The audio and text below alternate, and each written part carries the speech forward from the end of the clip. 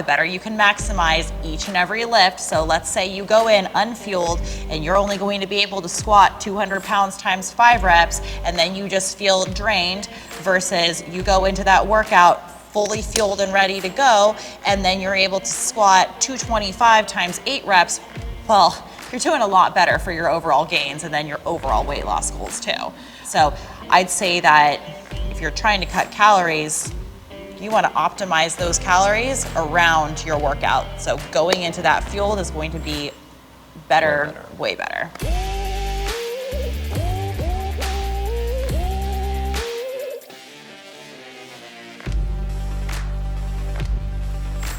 Today's show with Erika is brought to you by Myoscience Nutrition. As you can tell, we're talking a lot about fitness, how to build muscle, how to structure or periodize your workouts to maintain the muscle mass and strength in your lower body specifically.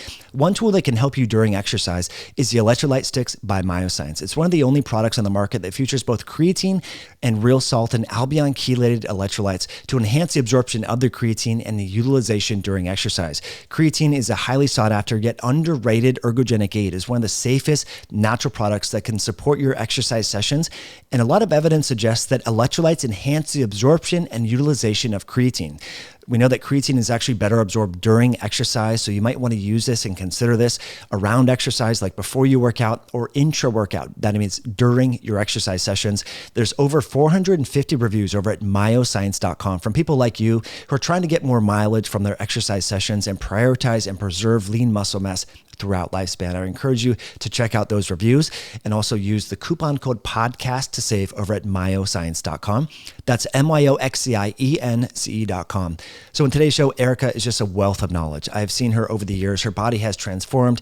She used to teach yoga and handstands and aerial aspects of yoga and so forth. And now she really incorporates resistance training and has dramatically transformed her body. So we've also co-created a course called the Glute Masterclass to help you better understand how to perform the key lifts, like the hip thrust, like the deadlift, like the squat, and various accessory exercise to supplement this primary lift. So I'll put links below for that as well. She's a wealth of information and has one of the best physiques on the internet by far. And what's unique about her particular situation is how she's transformed her physique and improved her strength and actually improved her lower back pain. She has a history of low back pain, as she talks about in this episode, yet incorporating resistance training, particularly glute-focused exercises, have improved her low back pain, reduced the symptoms of that, and have dramatically improved her physique and her overall health. So I hope you learn a lot from this inspiring conversation with Erika. Let's get to it. I mean, I think the big thing that I'm always trying to get across is that I always see the comments from women like, I don't want to be bulky. I don't want to be bulky. And I don't know, is that an excuse, do you think? What do you think that is? So I think it's a preconditioned fear because the fitness industry has fed us a lot of lies, that being one of them. And especially, I think this next generation is going to have examples of not having had that. So they are going to be less conditioned to think that. But I mean, when I was a little girl, it was weights are for boys. I remember thinking in high school, like, oh, I don't want to look like a man. I don't want to look like a man. I don't want to get bulky. I remember my parents hired a trainer and I was 16. And I'm like, look, so here's the deal. I am not going to touch a weight. All I want to do is a little bit of cardio and some abs, and just like every girl. But I remember having that same fear, and then now look where I am, and still yet to be bulky. And guess what? I'm trying. Such a good message. But so I think a lot of it is just that preconditioned, like that's what girls do, and that's what's going to happen to you. So we have that fear set in, and when a fear is set in, it's very hard to do away with it, no matter what. Like, you hear the science, you see the examples, but it's been in there and you don't even know why it's in there at that point. Yeah, and then I do think a lot of it is that it's an excuse, because guess what? Weight training is hard.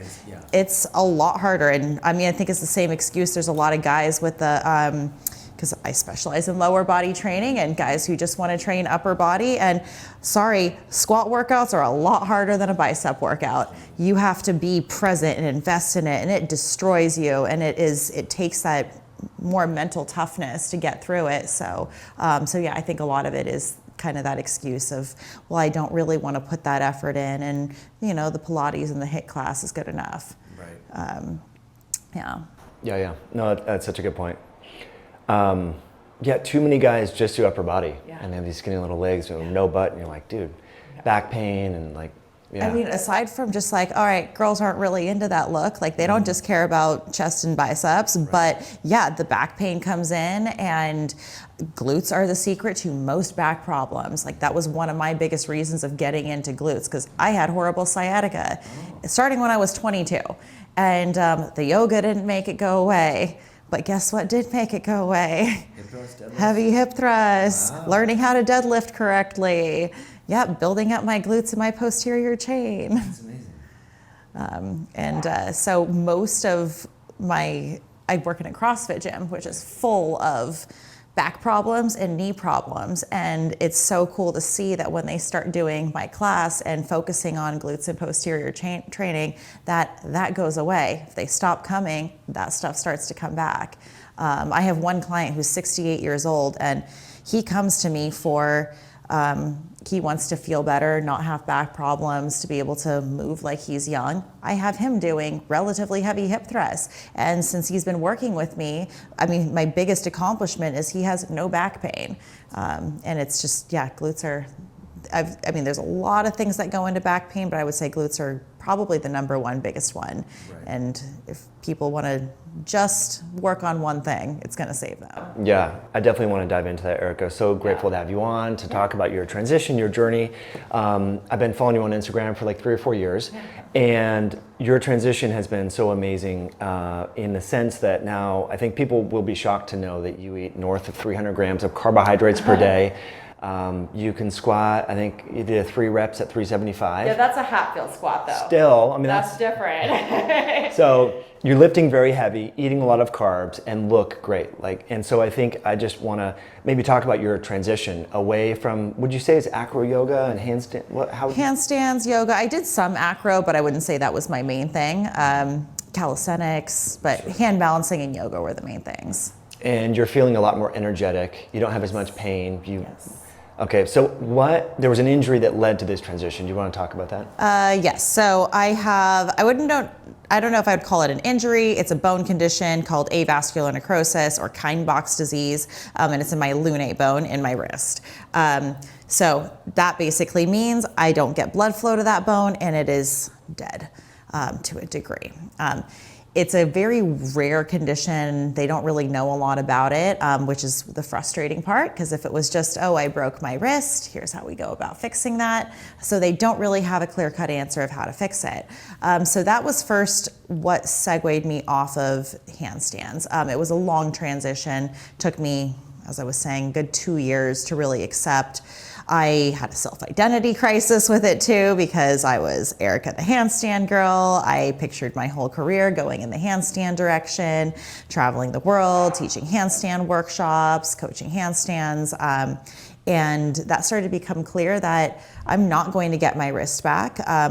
For even a few years before I had so I did have a surgery on it, I could only do handstands on very, very slanted blocks. That took me a good 6 months to relearn handstands altogether to be on these blocks.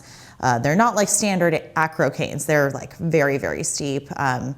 It started to become a frustrating thing, knowing I'm never going to be able to do the full extent of what I thought I was going to do before. So I had been interested in hypertrophy training and glute training. As I was mentioning before, with my sciatica, glutes are the number one biggest thing for helping back problems. So I had started to get into that, but never really dove fully into it until the wrist was fully an issue. And then once I accepted I'm no longer going to be the handstand girl and I'm gonna need to find a new path, I really dove into the hypertrophy and the strength training. So I had a little bit of a base already, but I did a lot of stuff wrong for the longest time. When I dove into it, and whenever I decide I'm gonna do something, I do it right. And so that was really the game changer point. And that was a good 3 years ago at this point. So really not too long. And I've just noticed everything go in such a positive direction since that. That's awesome. Yeah. And so what was the goal? Like to compete in powerlifting, or just to get stronger, alleviate the back pain? Like, how did you get so glute focused? So there wasn't necessarily an exact goal at the beginning, because I have not competed in powerlifting. I'm fascinated by programming. Whatever I want to do it 100%. And when that wasn't the case with handstands anymore, even if I wasn't going to compete, I just wanted to see where I could take my body, see where I could take it both with hypertrophy and changing my physique, and then also with my strength. Strength did not come easy for me. I remember when like 135 pounds to squat terrified me. I actually remember, so I hip thrust now, my 1 rep max, 680. Wow. But I remember at one point getting stuck under the bar at 65 pounds. Really? 65 pounds, I was stuck under the bar. It was little plates. I couldn't roll it off of me. My boyfriend at the time was training a class, and I had to wait about 10 minutes till he could find a second to come over and lift it off of me. So 65 pounds, not a lot of weight. I remember deadlifts terrified me. I could barely lift up 60 pounds. So it was just wanting to accomplish something that I thought was impossible for my body. And also I was very, very skinny. I had no leg muscles, no butt, and again, if I'm going to dive into this, let's see how far I can take that. So that was the initial goal. And then also I am first and foremost a coach. And when I started transitioning into coaching this, I believe that practice what you preach, and that the better practitioner I am, the better coach I am. I do all of the programming that I have my clients do. I never put my clients through something I haven't put myself through. So that was another big motivating factor. And then also I get a high off of PRs. When I hit PRs, I get a massive high. And then when I get other people to do it too, I get a massive high from that. So that's really was a lot of my driving factor getting into. I think that's the different point with regards to resistance training versus aerobic training is if people just go to the gym, they get in the habit of going on the treadmill or the elliptical, there's not like iterative progress. Like, most people are using watts as a gauge or using power. And that's why I love weightlifting, because people, like you said, you start at 65, then probably went up to 100, then 135, etc. And so you have these benchmarks, and it's nice to be able to see that what you're doing with nutrition recovery in the gym is working. Yeah. So do your clients like that when they start to see, wow, I'm actually moving more weight? That's exactly, like when they see that progress, when they see that transformation, I remember like most of them, specifically women too, they come to me and I throw these crazy numbers at them and they're like, no, I'm never going to hip thrust 400 pounds. And then, months go on and then it happens and you just see this, like sometimes they start crying and it's like, I didn't believe it when you told me that. And it just the science of progressive overload and intelligent programming just fascinates me because it literally feels like magic. Because these numbers, I mean, even myself, the numbers that I'm squatting right now, a year ago, I would not have, if you said that to me, I'd not even believe anyone for a second. So you've had all this progress. Your nutrition has changed over time as well. I want to get into programming and your specifics here. Yeah. I think because I come from kind of a low carb perspective as well. And since introducing more and more carbohydrates, I haven't gotten fatter. I've put on more muscle and have more strength. But there was still a little mental block there. Like, oh my gosh, I'm having rice, I'm having potatoes, more fruit. There's a little bit, but if you're putting in the work in the gym, you can afford, you have more buffer room for those carbs. Yes, and if strength training is glycolytic, you need that type of fuel for it. So when I transitioned my training into more strength and hypertrophy and my goals changed, my diet needed to change too. And it was a hard thing to wrap my head around because it was, these foods that, those are no's. I don't even like those foods anymore, but I knew a change needed to be made. And I have noticed major improvements in my strength training, with my energy throughout the workouts, with my recovery. But I was very hesitant towards it. It was really, I only started adding carbs back in about the past year, but it's really only been the past 2 months that it has been a lot. I would say the past year, I went from probably maybe 50 grams of carbs or so to in the 80 to 100. And then now I am in the over 300s. I just got raised to 360. I had been at 340 for the last couple weeks. So we'll see where that goes. But now I'm excited about it. And I did not get fatter. Right. I got leaner actually. Really? Since I switched to this new diet actually. So my macros are, I guess I won't say the one that I just got switched to because I haven't been on it, but I was at close to 2,800 total calories. It was 160 grams of protein, 80 grams of fat, and 340 grams of carbs.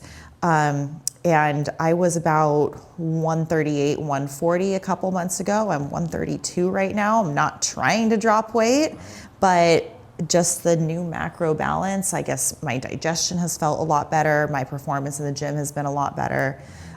So I've dropped weight without intentionally wanting to cut. That is so fascinating. Yeah. So would you attribute that fat loss to training harder?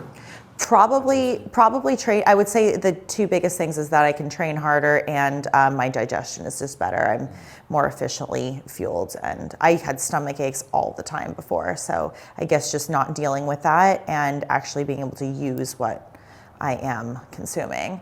And you weren't eating junk before, but it was a lot of protein, 250 grams of protein per day. Yeah, around 230, 240. Yeah, that happened. And my body, I guess, just couldn't process it. Right. But I enjoy it. If I were to just do what I want to do, that's what I would. I would eat pure protein all the time.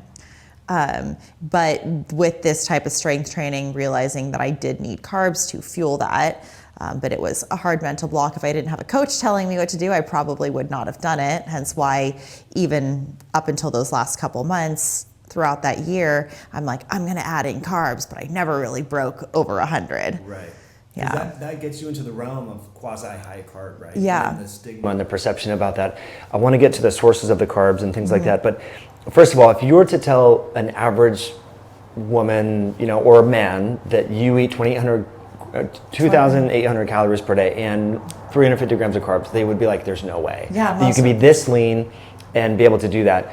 I find that a lot of clients that I've worked with over the years, they undereat a lot. Yeah. Would you say that that's your experience? Yes, I find a lot that undereat, and they're not getting the results that they want, and they'd probably get better results if they ate more and maximize their training potential. Overtraining also goes into that. I see undereating and overtraining. I was one of those for a while too. I would go through weird diet phases of undereating and then binging. I was severely overtrained, and I was the least strong and the least lean that I had ever been during that phase. But I see a lot of that with clients. Right. Yeah. If someone like you were to tell that version of you, 4 or 5 years ago, hey, you got to eat 2,800 calories per day, would you have heard that? No. Or what shifted mentally for you to get to where you are now? I guess I had to have done it wrong to experience it wrong.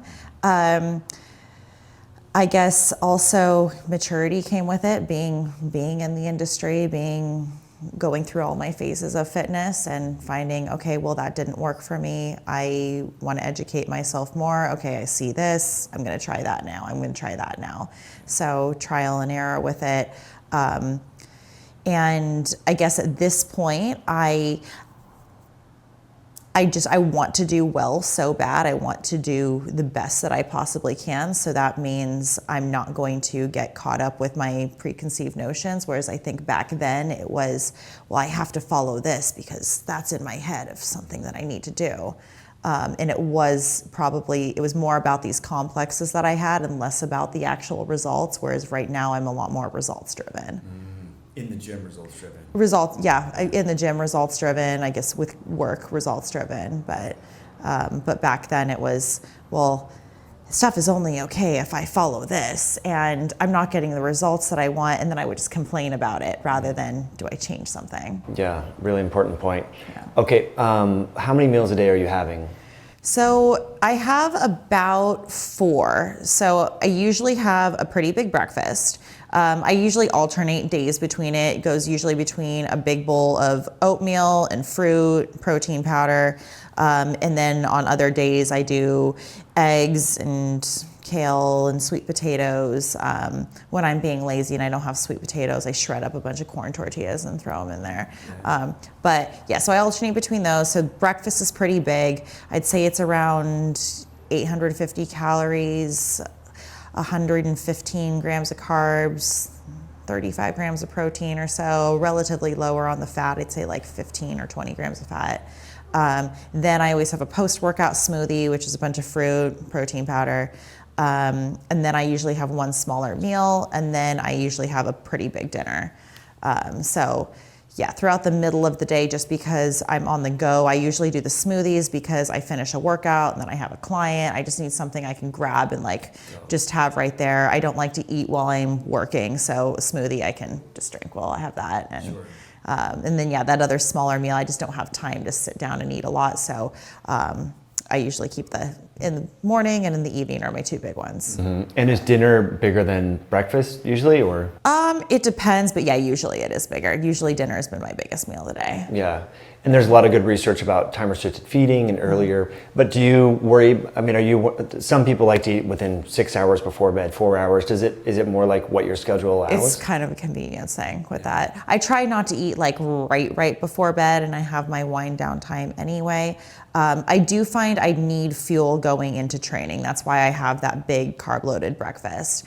I cannot, even if it's been I can do breakfast, come in, train a client or teach a class, and then work out right after, but I don't like there to be too long of a gap. And even if there is a longer gap than I notice a crash pretty hard throughout that session. So that's a pretty important one for me. If there's anything with meal timing for me, it's having that fuel going into the workout and having something right after. That's my non-negotiable. Everything else, okay, how schedule is for the day, I can be flexible with that. I used to be very rigid about I need to have this time here, this time here, this time here, and it was getting me a little neurotic. So I allow that flexibility through the later part. That's good. Yeah. For someone that maybe you're working with, and let's say they're not getting the results they want, and they're doing fasted exercise because they believe that if they exercise fasted, they're going to burn more fat. What would you say to that person as to why they might want to have pre-workout food, to fuel that exercise session? Because let's say you're not fueled and you think you're putting in 100% to your workout, but you're only getting this much out of it, but that's your perceived 100% because you only have that much fuel in you. But if you fueled yourself more and then now your 100% is here, well, you're actually going to burn more calories, you're actually going to build more muscle, therefore your fat loss journey is going to be better. So, yeah. I love that. Very articulated, very succinctly, but it's hard to convey that to certain people. And I was stubborn like that. I would always do fasted exercise, sometimes have BCAAs or whatever. And now that I'm having more pre-workout food, getting way more stronger, getting better results. But yeah, we have to learn the hard way sometimes. And I think it's good to have these conversations to help people realize that, hey, maybe, especially if things aren't working, then try switching it up. Exactly, yeah. That's where I was for the longest time, rather than just complaining about it, oh, something's not working, or even if it's working but not working, might be that little extra edge. Why not try something else? If it doesn't work, you go back to what you were doing before. Yeah. What about intra-workout? Sometimes I'll have dried fruit periodically on a heavier day or higher volume day. Do you ever experiment with that? Sometimes I'll have... It's sometimes I'll put stuff in my water, whether I put fruit juice in my water, BCAAs in my water, but yeah, not too much. If I time my first meal pretty well, I'm usually good, but sometimes I usually prefer something liquid so that I'm not sitting there eating and then potentially get a stomach ache mid-workout, just because I know I can be sensitive with that.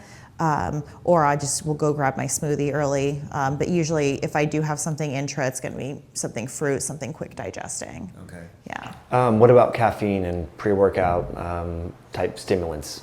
I love coffee because I love coffee. I usually have a couple cups of coffee in the morning. I don't do any pre-workouts though. Nice.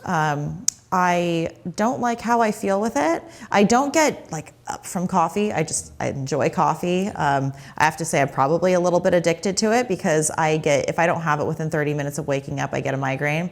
But I don't sit there and drink copious amounts of it. But as far as pre-workout goes, so I am a calm lifter. I am not a amp myself up. I would prefer if everything is quiet around me. Oh, this is no big deal. Zen state. I tend to be an anxious person as it is. The last thing I need is more anxiety and amp built up. So I get it that it works for some people, but it's the opposite effect that I need. I need to be really chill and calm. So I try to avoid stimulants going into workouts. So yeah. And do you use headphones when you lift? No, because I don't like the feeling. I don't like the feeling of stuff on me. So yeah, I'm not. I know people would hate me for this. I am not really a music person. So that's good. The people that are usually lifting the heaviest and most serious, they don't have their phones and they're not listening to music. That at the gym that I found over the years, because it's a distraction between sets. You're on Instagram, you're doing this. Like the people that go in there and get results and are like, "Wow, what are you doing?" They treat it like a meditation, like you were just referring to. And I'm personally not a big fan of all these pre-workouts. I have friends, unfortunately, that will take some of these things at like 5 p.m. and that's just going to totally wreck your sleep. So I'm glad we're on the same page. And definitely, even if I took it, it would be definitely not after 4 p.m. Yeah. I want to get to a little bit more into training, but there's a few other questions. People are afraid of creatine. They think they're going to retain a lot of water. What are your thoughts on creatine? Creatine is great. I love creatine. I mean, am I bloated and puffy? No, I take creatine every day. It makes your muscles look full. The fullness that it gives you is the desired look, if anything.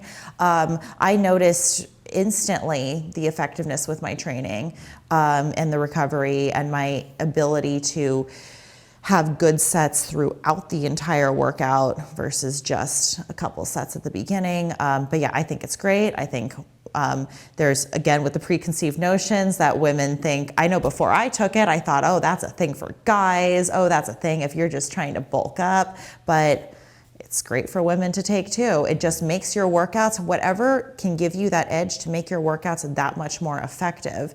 And creatine is great for that. It's one of the most widely studied supplements out there. It's safe, one of the safest supplements out there. Really can't go wrong with it. And I tend to be someone who has a lot of digestive issues. I've been fine with creatine. And again, if you have issues with it, stop taking it. But I don't think people should be afraid of taking it.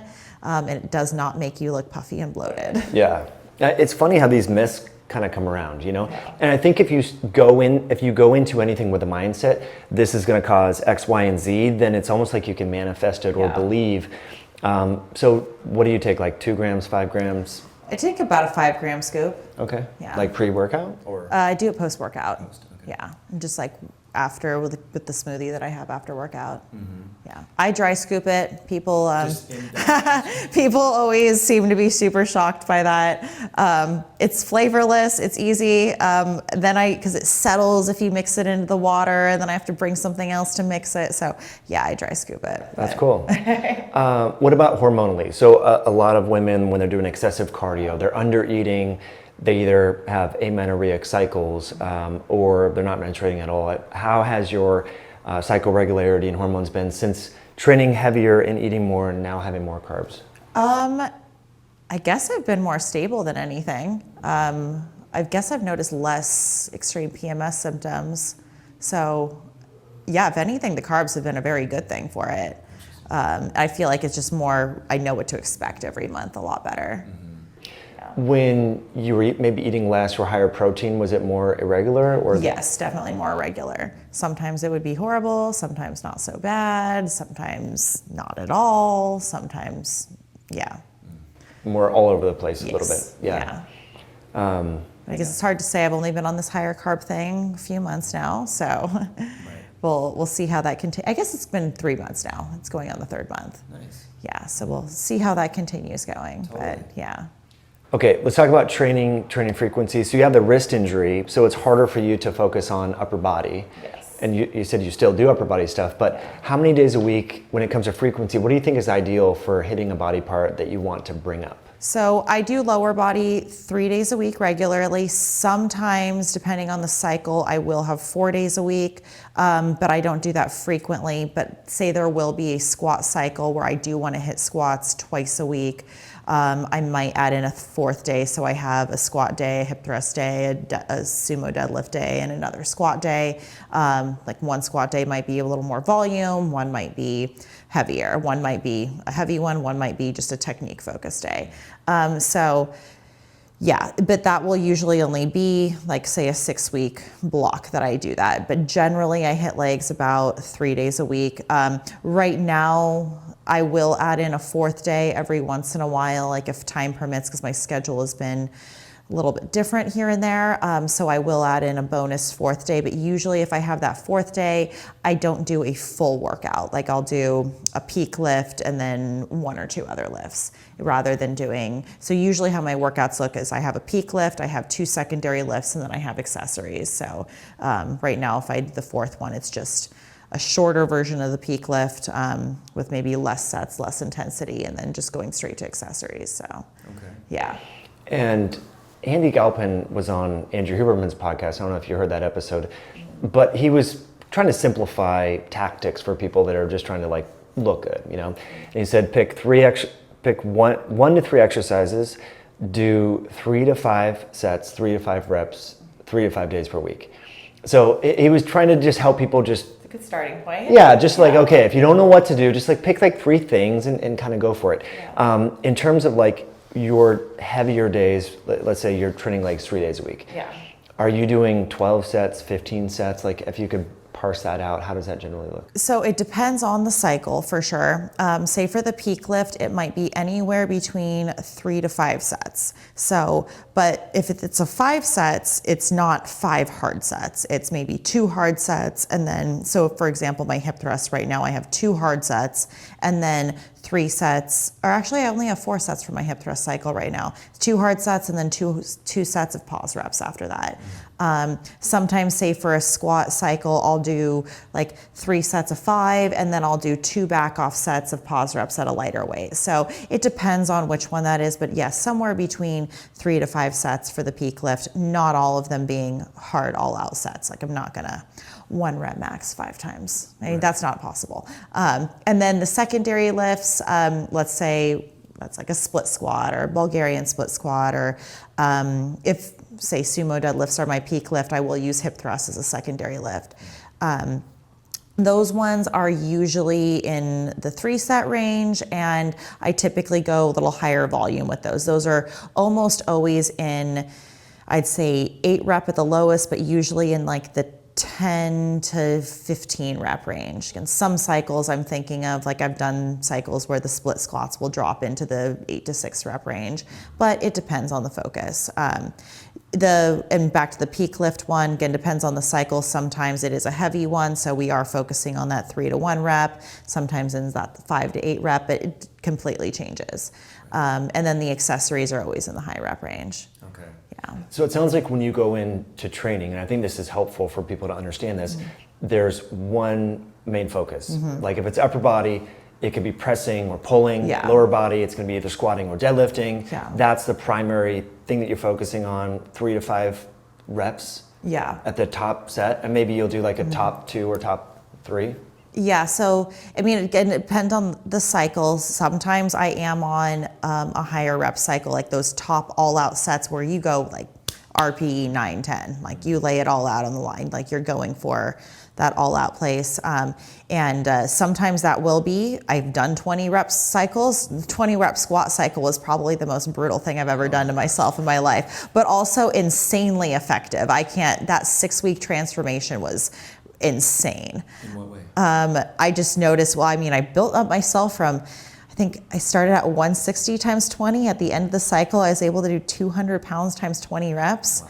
I mean, I collapsed on the ground after, but it was just this feeling of accomplishment. And then my 1 rep max shot up. I think I was right after that able to get 225 for sets of 10. It was just, whereas before I think I only could get 225 for 5. It was just, I saw an insane change in my strength through that. Wow. So that muscular endurance translates into strength. It does, yeah. But I wouldn't do that long term. It was that 1 6-week cycle. I still kept up strength work during it too. So it wasn't, but yeah, point is on the peak lifts, depending on what cycle it is, there's going to be a couple sets that really focus on going all out, and then usually some either, deadlifts, for example, I do a lot of technique focused sets for the back offs. Hip thrusts, I usually use pause reps for the back off. Squats, pause reps, big time too. But yeah, there's always a main focus, and that's where the main intent of the programming is focused, whereas the secondary lifts come into play, but those can be a little bit more interchangeable. That's really important. I think most people are doing the opposite. They don't really have a main lift. They're going in and saying, okay, I'm going to do like 6 or 7 accessories. Yeah. But they're not doing that, high intensity, real focus, and maybe spending 20 minutes on one exercise, like squatting or pressing or deadlifting. My peak lift takes an hour. No way. Well, because, okay, so the amount, this is another, I guess you didn't bring that, rest time. People underestimate, if you're going all out on a lift, they underestimate the amount of rest time. So I guess I have a power lifter approach to those peak sets. I mean, if I go all out on a set, I sometimes rest 10 plus minutes. Wow. Because you want that next set to be effective. And if I'm gonna actually hit an RPE 9 or an RPE 10, you're at a heavy weight, whether it's a moderately heavy weight or a very heavy weight, you need to let your system recover. And you can't go into it. If you're truly, most people don't know how to push, but if you truly push, you can't physically go into a next effective set. And I've noticed that you're a lot better off having ample rest time and having, say, 5 super, super amazing effective sets rather than, I had 1 good set and then you have these tiny little rests and then you have 4 more kind of shitty sets. And you're gonna get a lot more, you're gonna accrue more volume, you're gonna accrue more weight lifted if you have ample rest time between it, and you're gonna be able to push harder and exert more. And so that was a huge difference in my training when I used to do these big circuits and rush through workouts and just to get it done versus I'm gonna really make the most out of every single set. That's a really good mindset shift, I think, for a lot of people. And when you were talking about most people don't know how to struggle, you post a lot of videos on your Instagram and like you're sitting there and it looks like nothing's happening, right? You're struggling. It's that Golgi tendon, people talk about in the muscle and so forth. Like there's a lot to be said about go into that RPE of 9, 10 in those sets. How did that come about? Like, how did you make that mindset shift of like, okay, I got to really do this? Brett helped me a lot with that, of changing that mindset of knowing how to push. Also, I think you kind of need to be a more advanced lifter because it's scary to push to those places. There's also like a sick little crazy part that likes that. I call it going to the dark place. Like if I do a big set, like say I do an 8 rep max set, and at rep 4, it looks like I should be done. And every bit of my physical being says no, but there's like this sick little high that I get from like, oh, I can get another. And it's this like out of body experience. And you have to learn how to do that. It's scary to do because I go into these sets and I'm like, okay, I know this is gonna be really hard. It's not just gonna be, I stop when it gets hard. I stop when it's way past the part that my brain says, this isn't fun anymore. So that was very much a learned thing. Also, I have to be very confident with the lifts. If you're not confident with, say, your deadlift, should you necessarily be going to that? No. If you don't know, if you're not very experienced, say, with the hip thrust, with the squat, then you can't physically do that or even know what that sensation is supposed to feel like. So it took a lot of learning. Time. Yeah. I think that's where some people trying powerlifting and training for powerlifting helps them learn what that struggle is actually like. Yes, I think that's really an important thing about that sport. Even if their goal isn't powerlifting, but that transfers over. Right, into just hypertrophy or whatever. Yes, yeah. Because when the muscles are under that much load and tension, there's so many myokines that are released that actually go to the brain and help with memory and cognition. But you need that tension at the muscle to actually trigger that release. And so there's a lot of benefits.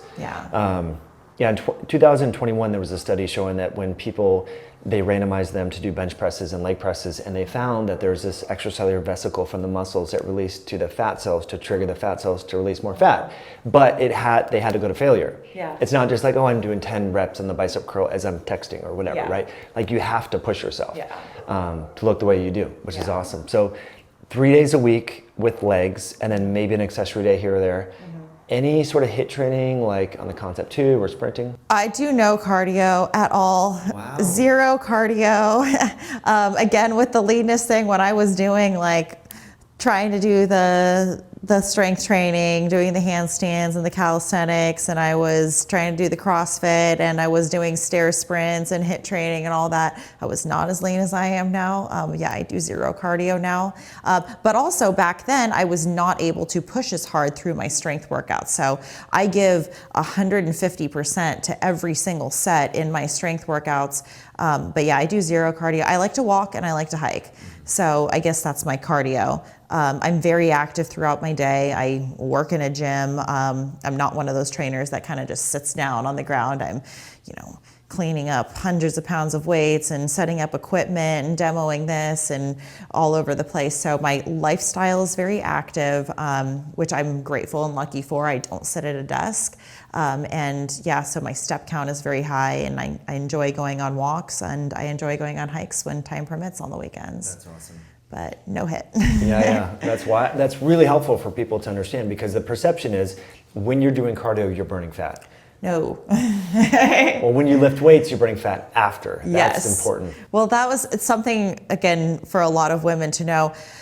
I know. So could I eat 2,800 calories and lose weight if I did not have this much muscle on my body? Absolutely not. The reason that I can eat so many calories is because such a high percentage of my body is muscle mass, and that the more muscle mass you have, the more calories your body will burn just by doing nothing. And shifting fat loss away from the workouts. I don't think of my workouts as how many calories am I burning in the workout. I think of my workouts as training my skills, building my strength, and then the fat loss happens after because of the metabolic effect that has happened. So looking at it less of fat burning during the workouts. And I wish we could broadcast that out to the world so they could and they'd actually do it, because that's the biggest hiccup I think that people have when it comes to losing weight and exercise. They think that they have to burn all the calories, but exactly what you just said is how people sustainably do this. Yeah. So when you go on vacation, maybe you'll do some lunges, some push-ups or whatever, but you're able to then continue to eat those calories and not put on a lot of weight because you have the muscle. Yeah, most on vacations I do, little body weight stuff just because I want to feel good with that, but it's not like I have to cut my calories in half because I'm not expending as much during that. And also when people think about cardio workouts, let's say you burn 300 calories in that cardio workout. You know how easy that is to eat back? That is so easy to eat back. You're 300 calories is nothing. It's like a little diet bar or a brownie at Erewhon's. Yeah. Which is scary. That you've now earned because you did the HIIT workout. Right. Well, I find that if I do a bunch of cardio like that, then I tend to overindulge in the diet stuff or the desserts. But when you lift weights, you're okay, I need a steak, or I want protein. Yes, I noticed that. I crave foods a lot more rather than the sweets or the junky stuff. And also I feel like when my training mentality switched to this goal-driven and again, this progressive overload, and I need to go in and I need to hit this number this week and this number this week, this number this week, food becomes a lot more about fuel. And well, if I eat that, then I'm not gonna be able to hit that. So versus just mindlessly going through workouts, just getting the sets and reps done or doing the HIIT workouts, you don't have that same mentality. And it can be a lot more, I earned this. Okay, I'm gonna now gravitate towards that. Yeah. That's such a good point. Speaking of things like that, what about alcohol? Do you drink wine? Do you drink ever? I do like wine. That's probably my one vice. I don't drink a lot or frequently because it's been this holiday season between October, December. I mean, realistically, it's been about once a week but it's not like I'm going out getting wasted or consuming a lot. It's anywhere between 1 to 3 glasses of wine. And then there's going to be periods of time where I don't have any. But yeah, I'd say that's my one vice. It's good. You got to live a balanced life. That's a very important point. Okay, so you had some back issues. You said scoliosis? Was it? Sciatica. Okay.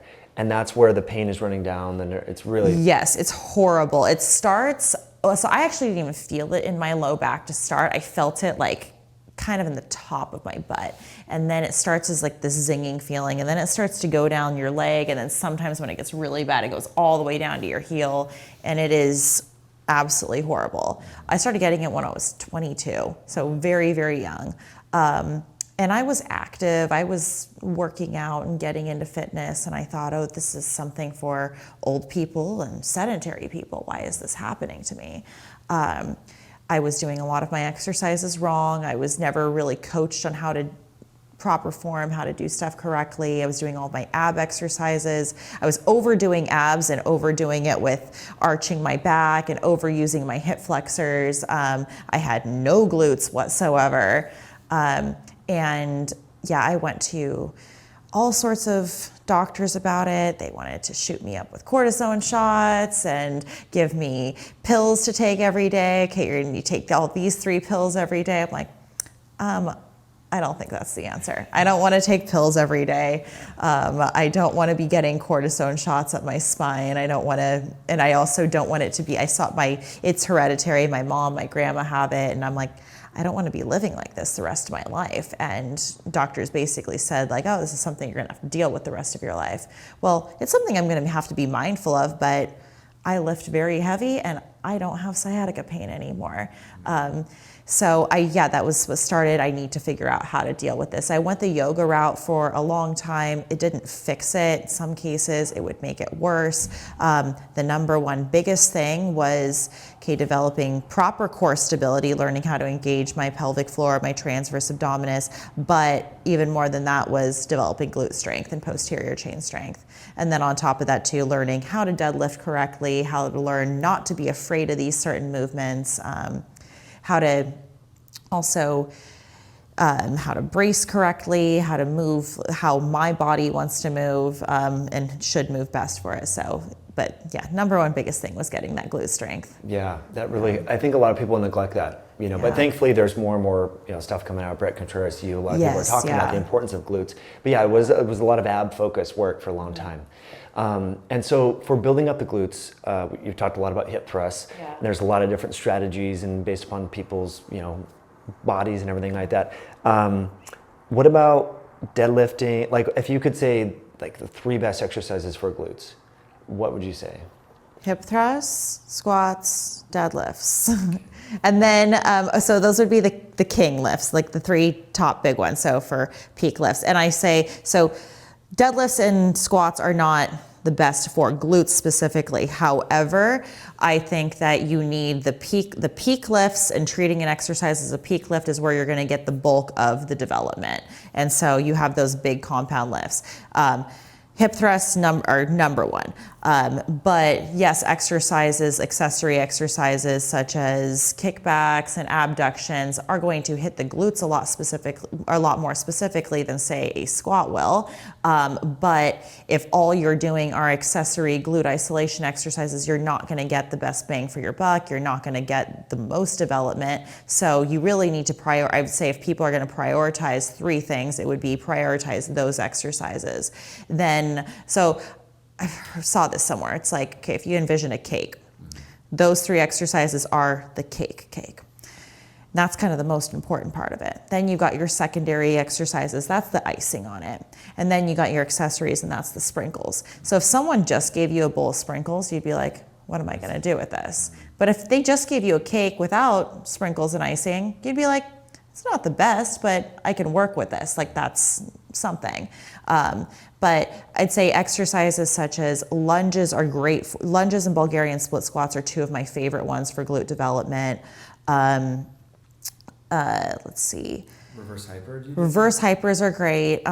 Love those. But I really find the exercises that you can apply the most progressive overload to. So certain exercises that kind of cap off at a point where you can't keep adding load, or once you get past 30 reps of something, then you're more in the maintenance or the detail phase with it. So the thing that you're going to get the biggest glute transformation, both strength and hypertrophy wise, are things that you can continue to apply progressive overload to over a big grand scale. That's such a good point. To keep increasing the strength. Yes, to keep increasing the strength. Really good point. And if people have back issues, what do you think about the hex bar squats as opposed to just a Romanian or sumo deadlift? I think that's a great alternative for back problems. It's a different deadlift. It's a very different deadlift than, say, a conventional deadlift, but to still keep the deadlift and the hinge movement pattern, I think it's a great alternative to it. There's so many, if people have back problems, there's so many ways that they can still continue to deadlift or still continue to strengthen that, whether that's substituting only single leg deadlifts instead. That's usually a good go-to. Even getting the 45-degree hypers is a little bit different of a movement, but still getting them to complete that movement pattern. But the hex bar is great for that and has a decreased range of motion. Sometimes even with that, just by putting people on blocks, like for block pulls, for sumos, or for conventional, that helps with that. Yeah. Right, because they're not going as far. They're not going as far down. Yeah. I haven't heard you mention a hack squat or leg press yet. I do leg press. I don't hack squat though. I do leg press, and I do some variations of leg press, but those wouldn't be like the peak ones. Yeah, those are sprinkles. Yeah. Okay. So on Instagram and YouTube, there's like the 10 booty exercises, and a lot of people are promoting these band workouts, like at home by a pool. Let's be honest, like, what do you say about that? Okay, so again, they can be details, or if you're on vacation and you just need to get some blood flow to the area, or you're injured, need to get some blood flow to the area, you're trying to get a pump before your photo shoot, but you are not going to build a butt that way. I do throw in band accessories at the end of workouts at my classes. Personally, I really only do the band stuff if I'm like short on time. I prefer other accessories such as side-lying abductions or cable abductions. Again, something that I can keep continuing to apply progressive overload to. The cable you can keep adding more weight to. Certain body weight ones where you can add ankle weights to, or add deficits to, add tempos to, but the band stuff where it is purely just a burnout, again, if you're just trying to get a pump and get blood flow to the area, but that will definitely not build you a butt. If you're a brand new beginner and you just need to build some mind-muscle connection, something is better than nothing. And so just simply by activating the area, you might go from nothing to something. But I think that is very gimmicky, and I think that it is more misinformation that's fed on the internet. They are easy to do, and they are instantly gratifying because, ooh, you feel a burn, you feel a pump, and oh, I guess my butt's getting bigger. But that's not strength, and that's not actual hypertrophy. But yeah, I think that's just, people like easy answers to things, and it looks fun, and it looks, like they've shared, try my workout, and you don't do that. I mean, the workouts I post are boring. Squats, deadlifts, hip thrusts, lunges, it's the same thing, just more weight each week, more reps, and they're not these, fun little booty band pump workouts. Right. Yeah. It's good for people to hear though, especially from someone like yourself who's really doing this. Now, when it comes to squatting and deadlifting, I've noticed sometimes my rhomboids, my traps, my lats, when I get heavy deadlifts and I haven't done them in a while or something, I'm like, wow, it really does hit my upper body. Oh, big time. Yeah. I mean, they're compound lifts. They're full body lifts. That was one of the reasons why I decided I wanted to start training upper body again, because I realized I was getting to a cap off point. If I'm putting 250 plus pounds on my back, it's not all about my legs. It's a lot about my upper back, my lat strength, my overall bone density. That's why I've been adding in the Hatfields. That variation of the squats is not necessarily just for leg strength, but purely for a CNS adaptation and bone density, and it helps build my upper back just by having that heavier load. Same thing, deadlifts. Doesn't matter how strong my legs are. If I don't have the lat strength to hold that bar, not happening. So that is a huge component of it. But yeah, those lifts are not purely just a lower body lift, even though that is the prime mover, but the upper body is tremendously important. Yeah, that's such a good point. Even just like walking out with way more weight than you can squat, just squat walkouts. Oh, I love that. Yeah, I think that's a great one. I mean, before any heavy set of squats, if it's a 3 to 1 rep, I will always do a heavy walkout before. I'll load up a good 20 pounds more than I intend in squatting, do a heavy walkout, brace, dip, walk it back, and it just primes the CNS. And yeah. Do you think that's where a lot of the muscle contraction, like it's a lot of CNS, like if you're not getting that CNS stimulation, maybe you're not getting the hypertrophy? Yes, I think that's a huge component. Under-recognized. Yes, and that's why like you can do all the pumper stuff that you want, and you're not really going to have that, glute transformation. So the conversation has been geared more towards women, but it's not that women don't also appreciate a butt on a man. Yeah. So let's talk about, like, a lot of guys are afraid when they see hip thrusts, like, oh, that's what girls do. But why would you want a man in your life to hip thrust and do deadlifts and things like that? So, I mean, first, that we were saying with the back stuff, you see so many guys have back problems because they're afraid to develop glutes and do those kind of exercises. As I mentioned, I work in a CrossFit gym, and usually there's an overdevelopment of quads, and they don't have that posterior chain built up, and maybe that's the lagging factor of why their squat's not going up, why they're clean, or why their snatch isn't going up. And so it would make them perform better, make them feel better, take away back pain and all that. Also, from a woman's point of view, it is attractive to have a guy who has balance of not just upper body, but have glutes, have legs. So yeah, more guys do need to do that for all three of those reasons. Right. What about belt squats? More gyms are getting belt squats. How do you feel about that? I really like belt squats. I think they're, again, with the back problem thing, I think that they're a great alternative where you can still move a lot of weight, but not load the spine. So say you have to modify a lot of other exercises and maybe you can't be lifting as much as you can. That's a way that you can still lift a lot. I use that a lot during my wrist surgery. So I didn't have a wrist. I mean, so not just for back problems, but say there's someone with an upper body injury, you have a shoulder injury, you could load that belt squat up and still get that heavy stimulus. And so I think they're really great for that. Yeah. And there's so many variations you can do with it. You can do more of a squatty upright version. You can do more of a hingy version. You can do more of a sumo-y version. So I played around with that a lot while I had my cast on. Mm-hmm. I think they're very helpful. It's cool to see more and more gyms have them. Yeah. And then people can get used to, like, that progressive overload without having to put the weight. Because there's a lot of concern, oh, my back, my shoulder, my this, my that. It's not so compressive on the spine. Or also, say you've already put a lot of load with your spine or on your spine between the squats, with the deadlifts, you're doing upper body training too. So rather than compromising the rest of your lower body workout and just not going as hard as you could have necessarily, because you still have more juice in the tank for lower body, it gives you that option to still push very hard, but maybe your upper body is taxed and done. Or maybe you're trying to bench press the next day and you don't want to put any more tax on your upper body. Yeah. So yeah, they're a great option for that. Amazing. Erika, we could probably talk for hours about all these things. Really grateful for your expertise and wisdom and sharing all the tips. Now, you do programming for people here in LA, but is it also virtual, or? Right now I only have one client that I'm doing video stuff for. I usually do, I'm considering going into that in the near future, and I have a lot to think about expanding, which I'm gonna get to soon. But as of right now, I only have one that I do video. She sends in videos and I write up programs for her, but I really do love in-person training.